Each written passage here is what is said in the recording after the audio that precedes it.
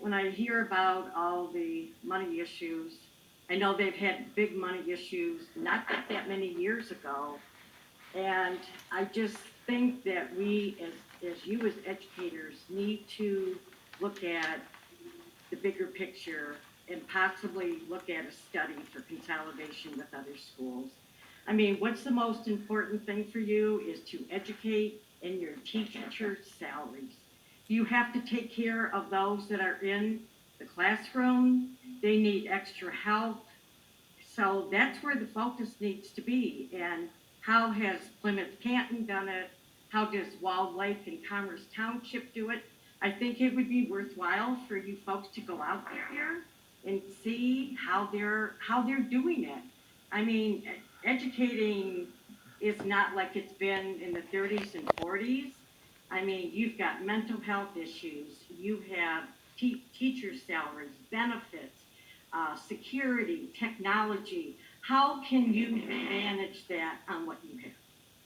I really think forward thinking is the way to go with it, and I think a study would be really helpful to the school district. Thank you. Jennifer Griffin, 14815 Champaign, Allen Park, Michigan, and I'm allotting my time to Lisa Ash. Couple things that I forgot. So it's great to have more room, but we have to start completely over from a 4-star program, and you're gonna also be closing 2 schools. So where are all the principals and teachers going in that whole mix? And then you have to understand where I'm coming from, having been in the district since 2002, and all the promises and saying we're going to do this, we're going to do that.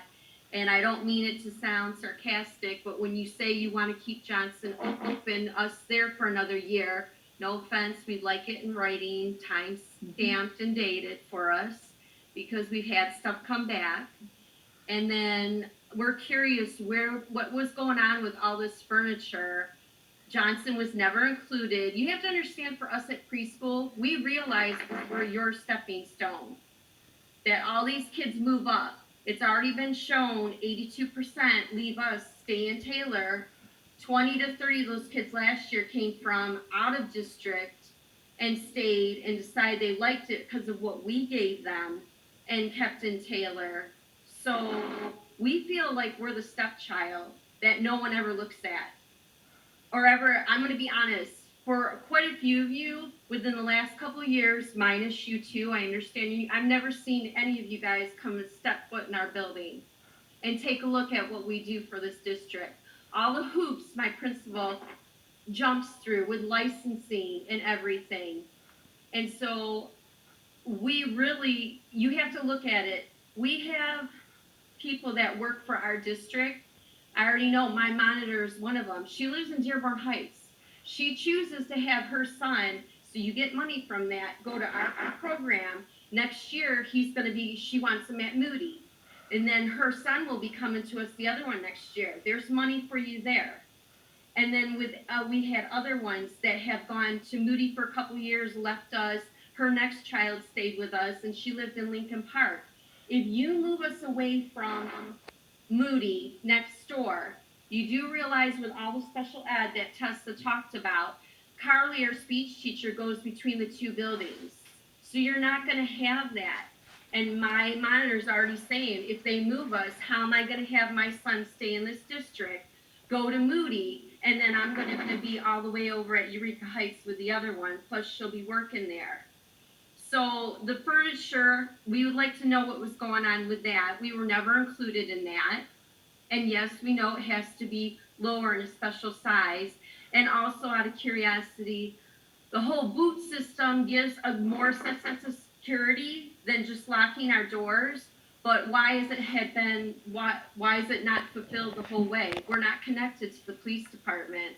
That's not activated. So we can get started on answering some questions, specifically if you want to answer where the staff's going. Yeah, because so when we had the meeting before we went on break, I did talk about that come this January, my priority is now to start looking at how we are going to place administrators, and then how are we going to allow the teaching staff to move from any buildings that are closing this year into other locations. And in terms of the teaching staff, there is contract language that is in the TFT contract that we have to follow. In addition to that, we've already started to open up dialogue with the TFT leadership to start talking about what that's going to look like. Quite honestly, we're not ready to announce anything yet because that was just today where I started those initial pieces of looking at the staffing puzzle. I really would like to work with them and have a working document of how we are going to specifically move staff into new buildings.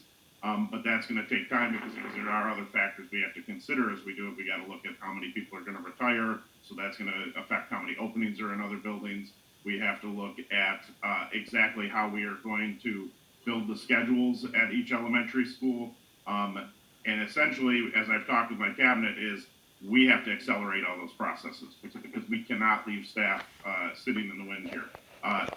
It's funny, we were just talking about this in my office today because you keep mentioning 2002. That was my hire date at Taylor Schools as well. And I went through 10 layoffs and took the 10% pay cut. And I know exactly the pain you are talking about. No, I'm not trying to be, because it's different all members. 100%. I know tons of shady stuff that has gone down in the district, as I'm sure you do, with mismanagement of money and people doing stuff they shouldn't do. Yeah. So that's why, Yeah. Okay, so then. So like I said, with that in mind, so having lived that, that's why this is important to me, that we get this part right and that we do this correct by our staff members and not by our employees, because it is difficult. We were made promises. We were promised that we were never going to be in this boat again. And unfortunately, we have to clean it up again. And that's why, at least in this way, we're trying to be out ahead of, instead of waiting till the last minute. Because when we had to take that 10% pay cut, we were put on a deficit elimination plan with the state of Michigan, and it was do it or you are going to be done for, essentially. So that's why we're making these decisions now, and it's got to be fair to everybody as we go through. To the next point about the furniture. So since the start of when the bond passed, the district initiated a committee. That was the previous administration. They put together an entire committee to work with staff. The board was shared, staff across the district, administrators, all of these different parties to look over the furniture. They got testing sites for the furniture. They sent feedback forms. I know when Miss Dana was on the board, she was fighting for us to be able to have model furniture for our kindergarten class, and there was pushback on that because we know that even at an elementary level, 5th grade furniture is different from a kindergarten furniture. You can't say, all right, we're modeling furniture at a 5th grade class. You all like it? And the kindergarten teacher's like, I don't know. That doesn't work for us. Since that committee has been going on, I know current to this day, they're just finalizing their actual proposal for the district. Not sure, because again, that's not brought to the board's level until it's ready for presentation. That is all done through the cabinet level, all done through the Plant Moran, and then the committee as well. I know, for example, the furniture that they did have proposed originally and why it's been taking so long, they originally got that model furniture and put it in the schools. The feedback was bad. People did not like the furniture. It was not quality. Kids were throwing their desks across the room because it rolled across the room. And so then what they did is they went back with that committee and they had to redo everything basically and start from scratch about looking at new furniture. And what they all echoed is just get us what we have now, just newer. And so I know that is as much as I have knowledge of until it comes to where we're at. I just wanted to share that committee is alive and well. And so we've already met with them once to discuss, I know storage was also an issue. So we're gonna be meeting with them to continue that discussion. The furniture is still going to happen. And then the boot system.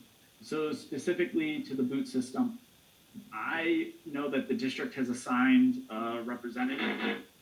Ms. Marshall, I know you've been overseeing the project, if you want to give an update.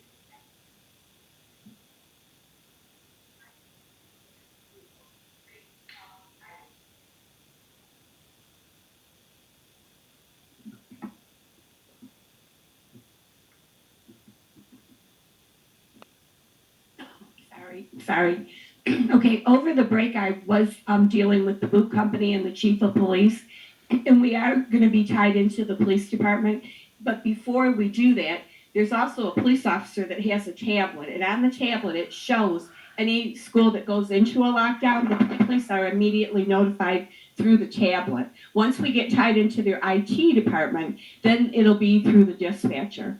So they do have a way to know when our boots go off, and they do have access to get into the schools now.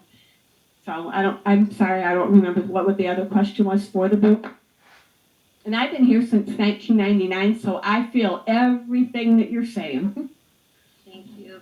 Were there any other questions for the boot that she didn't answer? They came in and took away the teacher's ability to have a lockdown on the tablet. And I'm just wondering like why that happened, because if we're outside, if something happens outside.